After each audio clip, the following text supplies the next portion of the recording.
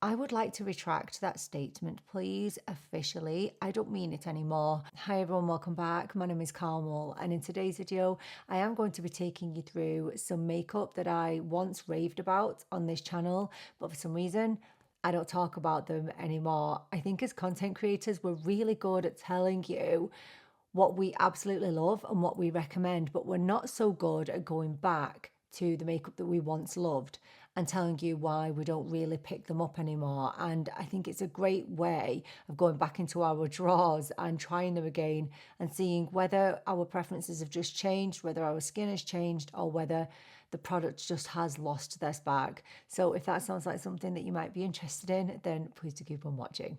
So I've already prepped my skin and I don't have any new eyebrow products to revisit today. So we're going to go straight in on the eyes today. And this eyeshadow palette, I actually think it was either 2023 or 2024. It was my favorite palette of that year, but I don't use it anymore. Let's find out why. This is this quad from YSL. This is the Couture Mini Clutch, and this is in the Colour Story 100 Stora Dolls. Oh my gosh, this was absolutely my favourite eyeshadow palette, and I raved about this so much, but I never ever use it anymore.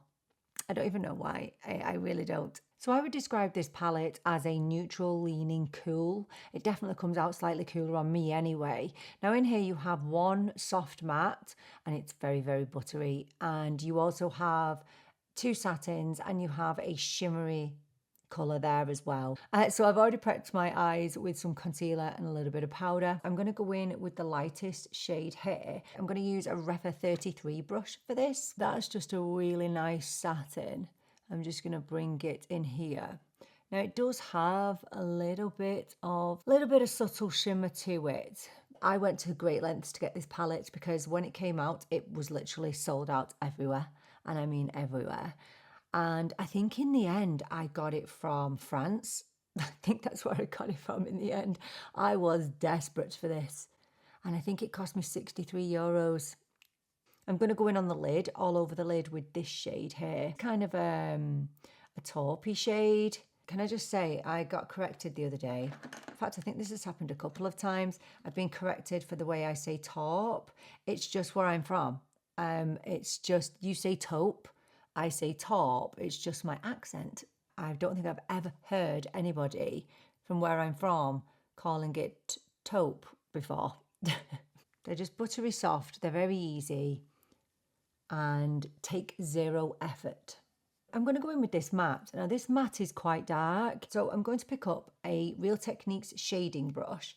It's really, really soft, and I'm just going to bring a little bit on the outer corner, not a whole lot because I don't want it to take over my eye. I just want a little bit of depth, that's all. And just a bit on the lash line. It's very muted, isn't it? Very muted. Let's go in now. This was obviously my favourite shade, which is this shimmery shade here. Now, there is a fair bit of fallout with this, so I'm just blowing on my finger just to get rid of a bit of that excess, but it's going to fall onto my face. So I'm going to pop that right in the centre.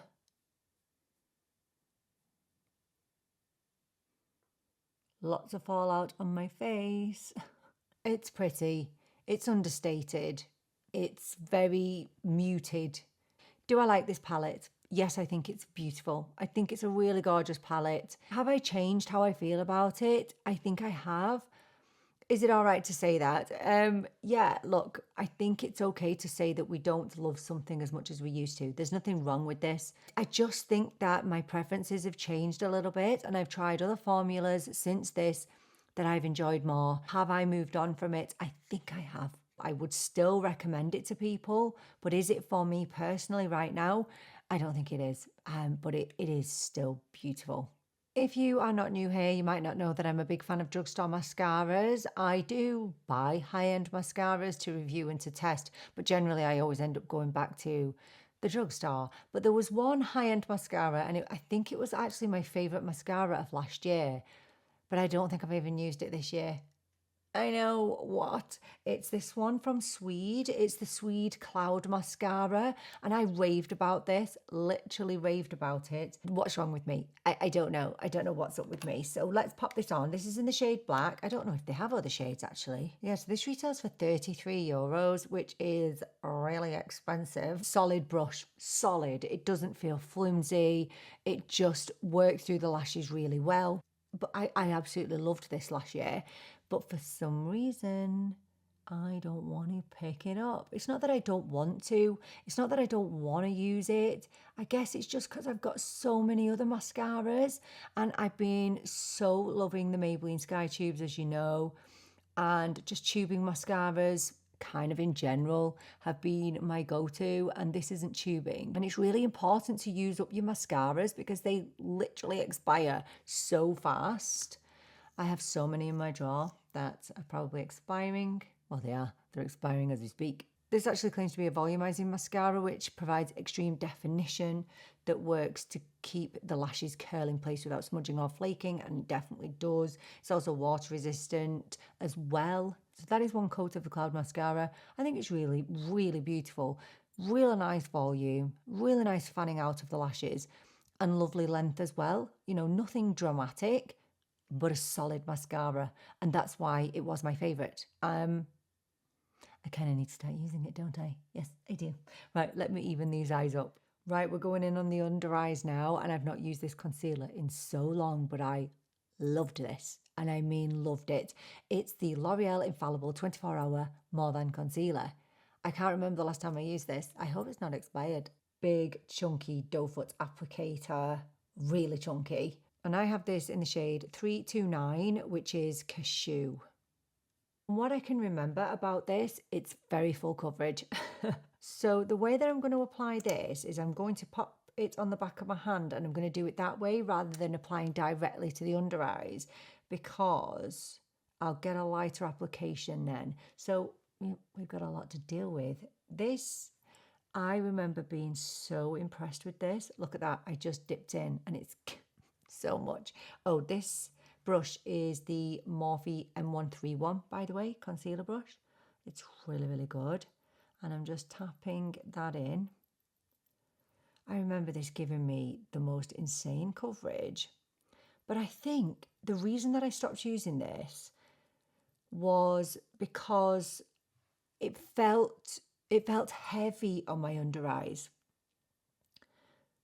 But wow, look at that coverage. Oh my gosh, you don't need a lot of this at all. It's looking a little dry. Maybe that's why I stopped using this as well. You don't always need a full coverage concealer, you know, to get rid of that darkness. Using something that's a medium, using it in conjunction with a colour corrector. Look, I don't particularly love the look of that, I'm not going to lie. Giving me great coverage, but I'm not sure if you can see. It's looking really dry. Oh my gosh. Oh no. Right, come on. Let's get this eye done. This is giving me Essence Silky Blur vibes. And if you've been with me for a little bit, you might know that the Essence Silky Blur concealer just doesn't work for me. It just ages me. And I don't want that. I'm going to grab a little bit of my Milani setting spray, Moisture Boost. I'm just going to spray it onto my brush and just tap it under my eyes. I used to always do this years ago just to kind of soften up the concealer, and if my concealer's looking cakey, that's what I tend to do. Let's see if that helps it out a bit. Yeah, look, my under eyes have definitely changed since the first time that I used this concealer. I think I've just outgrown this concealer. I just find it a little bit too heavy for my under eyes. I don't think it looks terrible at all, but I just have other concealers that I prefer better. If you like really full coverage concealers, if you like them to be really sturdy concealers, then you would like this. For me, it just, if you see when I smile, it sits into my smile lines, and I don't like that. I need a little bit more hydration, and I'm getting so many more fine lines now. I'm getting more wrinkles under my eyes, and it just means that I've got to change up my concealer, and this is just an example of that. I think 2-3 years ago this was great, but now it's not for me. No, my under eyes are saying no. The foundation that I've chosen it's one that I needed to talk about for me, really, personally, because it's a foundation that I loved, particularly at the end of last year. But for some reason, I'm not picking it up. And I think I do know why. But I want to go for it again today and see if I can kind of break this psychological thing that I've got with it. And it's actually this one from Maybelline, the Maybelline Plump and Glow Lifter Foundation, is it called? Yeah, it's the Lifter Foundation. Right, I know why I don't pick this up regularly. It's because I have to use 2 shades, because I picked up 120 initially. Then I picked up 112. So 120 was too dark and 112 was too light. But I'm thinking, because I've got a bit of a tan, 120 might work for me now. Shall we see? Because I loved this foundation. I loved the finish of it. I thought it was one of the best foundations that I'd ever used at the drugstore. But for some reason, it never gets picked up at all. I'm just swatching both of these shades, but I just wanted to show you the thick consistency of it. You see there? Look at that, not runny at all, which isn't usually the kind of foundation that I go for. No, 120 is definitely too dark for me. Look at that. We'll try it. We'll swatch it on the face, but it's too dark. Now, the reason that it's probably this thick is because it does have an SPF in this foundation, which is an SPF of 15. At the top, you've got 120, and at the bottom is 112. So obviously, my shade is somewhere in the middle. But that means buying another foundation, it's just wastage. It's just wasting, and I hate that. I really do. Let me swatch these on my face. No, that's just too orange. Look at this faff here, mixing my own shade. Who even wants to do that on a daily basis? Now, I do think these two together do make a really decent shade. Right, I'm going to put this on with my Mario F4 brush. I love this for foundation. I know a lot of people don't use this for foundation, this brush, but I love it. Look at that. It just sinks straight into the skin, and you wouldn't expect it to because it has that thick consistency. No fragrance to this. I think there might be a little bit of a background hint of SPF, but it's so distant. It's literally barely noticeable. Look at that. Isn't that beautiful? And I know that it says that it's, what does it say? It's a plump and glow. You would think that it would be dewy, but it's not even in the slightest. Oh no, I need to get a shade, don't I? Oh, actually, I think the SPF says 15 on the bottle and it says 20 online. So I don't know which is right. So this foundation has a 90% skincare base, and it contains niacinamide and hyaluronic acid. It also claims to give buildable and radiant coverage, and it's also available in 24 shades and claims to give you all day wear. Okay, wow. Look at my skin, please. It looks so incredibly radiant. Do you know what this is? It's a lit from within glow, isn't it? Look at the coverage. Full medium, I would say, a full medium coverage, definitely buildable. And the finish is satin, I would say. I think it's a satin finish. You see, I love this. I knew that I loved this, but my issue with this is the shade. And I think that is an issue for so many of us. We don't use our products because of shade issues. I mean, I'm lucky I can mix together my shades. It's not as easy when you end up with an orange foundation or one that's too light. If that does happen to you, I would suggest looking into a color corrector. I have a couple of orange foundations, and I picked up this, which is the LA Girl Pro.Color Foundation Mixing Pigment. This has really helped me with, I've got a few expensive foundations, Chanel, for example, foundations that are just too dark for me, and I add a little bit of this white pigment, and it saves the foundation. My fix for this is to buy another one. I will wait until there is an actual sale, like a 3 for 2 on Maybelline, and then I'll pick one up. But this is stunning. Yeah, that is flipping lovely. The next product I want to talk about is actually a contour, and it's this from Morphe. This is the Shapelifter Micro Contour Stick. I can tell you 100% why I don't use this, even though I raved about it. I don't use contour. Yeah, I just don't use it because I don't feel the need for it. I just use bronzer. Yeah, I guess I'm just a lazy girl. I am. I'm lazy, and I never feel the need for both, really, ever. So this is in the shade Enhanced, and it's a true contour shade. So we're gonna go above the cheekbones and just pop a little bit there. I'm going to use the other end of my Mario brush for this, and we're just going to blend it out. Blends out. So easy. Every time I put contour on, when I can be bothered, I think to myself, oh, it actually looks pretty good.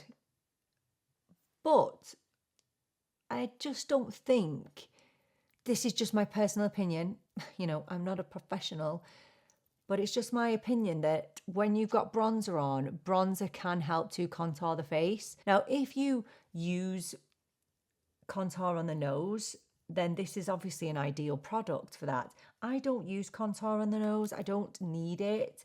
So yeah, I guess I don't need that micro contouring. I guess I could do with it along the jawline, but I'm always a little bit scared to contour the jawline because that could go pretty wrong pretty quickly.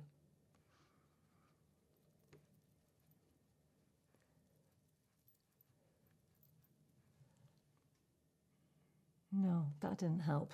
Listen, I have no regrets about raving about this product because I think it's absolutely stunning. I think it's an amazing contour. If you are into contour, if you're not into contour, you're not going to get use out of it. And that's me. Will I start picking it up more? I don't know. Am I going to stop being lazy? Who knows? I mean, the jury's out on that one. I may not. Bronzer now. And this bronzer, I would always say that this was my favourite powder bronzer at the drugstore, but for some reason I've just not been using it. I know why. It's because I use creams. That's why. Yeah, I just can't pull myself away from cream bronzers. This one from L'Oreal, the L'Oreal Infallible 24-Hour Fresh Wear Matte Bronzer. I'm just a bit weird. I'm a bit weird when it comes to bronzers. I just like to use cream. I think that they're more flattering on my skin. But this is beautiful. So this is in the shade Light Medium. Obviously has pigment, but it's very subtle. And I think that's why I absolutely loved this. I'm going to pop this on with a Morphe M160 powder brush. And we'll just apply really gently. Look at how effortless that is. Wow, and I love how matte this is. I know I'm not a matte lover, but when it comes to bronzer, I do love a matte bronzer. And you know what I love about it? It's not overly warm either. And it's so easy to apply. It's not too warm. It's not going to make you orange. It literally is that type of powder formula that melts into the skin. And I think that's hard to come by. But if you love powder bronzers, I don't think there's a better one at the drugstore than this. Yeah, the reason that I haven't been picking it up, I'm just a cream bronzer fan. It will always be my preference. But this, my friends, is absolutely super. Yeah, can't fault it, not at all. The next product I want to talk about is a blush, and it's from Merit. This is one of their cream blushes. This is the Flush Balm in the shade Cheeky. Look at that shade. Oh my gosh, love it. I actually love this packaging. I think it's gorgeous. I think it's really handy, really travel friendly. But when I first tried Merit, it was when they first arrived over here. They actually arrived in the UK, so I could get my hands on them. Now, I had a mixed experience because, for example, my eyeshadow arrived dry, and so I was already in a bad mood. Recently, I've tried their mascaras, and they are really good. So it got me thinking about Merit, and I remembered that I really liked this blush. So that's the shade Cheeky. So I'm going to apply this with a BK Beauty 109 brush. Haven't used this in so long. Oh my gosh. Now, when I reviewed this, a lot of people did say to me that they find that this blush completely disappears on them. I didn't have that experience. And look, I think we need to take into consideration our skin type. I have a dry skin type, so I generally find products last fairly well. I mean, there has to be an issue if a product doesn't last well on my skin because I don't have oils coming through. So I never had that problem with this blush and it lasted really nicely on my skin. And the one thing I really like about this, although it does have a little bit of glow to it, it's not overly glowy at all. I think it just looks really quite natural. Obviously the shade doesn't look natural. This shade is just gorgeous. And I'm just wondering why I didn't pick it up again. And I think it was because I was annoyed with Merit. I think I was just annoyed. Yeah, I was annoyed at my eyeshadow and I didn't like a couple of products that I tried at the time. And I think that just skewed my opinion of all of their products, which is not right, is it? So if you look at the description of this blush, it says that it gives a second skin finish. And I'd say, yeah, I would agree. It's very natural, but it does have a little bit of glow to it. Yeah, it's really, really pretty. I think this retails for about €29, but you actually get, don't be fooled, 9 grams in here. Don't be fooled by this teeny weeny packaging. That's loads, isn't it? I always end up embarrassed after these videos. As you know, I always end up really embarrassed about myself and about the fact that I've not been using this stuff. I hate it. That is the worst thing about having this channel. I go through so many products and I never started this channel to contribute to overconsumption ever. I just love makeup and I don't want to end up in positions like this where I'm going back to makeup and loving it and being angry with myself. Like, what am I doing? Look at that blush. That blush is getting used again. I'm not going in with any powder today, by the way, because I don't need it. I don't feel like I need to set this foundation. Definitely don't need to set my under eyes. Yeah, I'm no powder to revisit today. So on the lips, I've got 2 products. One is from MAC and one is from Morphe. And I think the reason that I don't use these 2 is that I forget about them. That's it. I forget that they exist. So the first one is one of the MAC lip liners and it's in the shade Whirl. This, I repurchased it again not long ago and I always forget about MAC lip liners. I have so many of them. They were probably some of the first I ever purchased. I don't know why MAC lip liners are forgettable. Can you tell me why? I don't know what it is. Because MAC lip liners, right, they're not creamy, but they're not dry. And they last amazingly well. I mean, they are iconic. But I forget about them every time. I never think to put a MAC lip liner on, ever. Like, literally never. So that's the shade Whirl. And it's just amazing.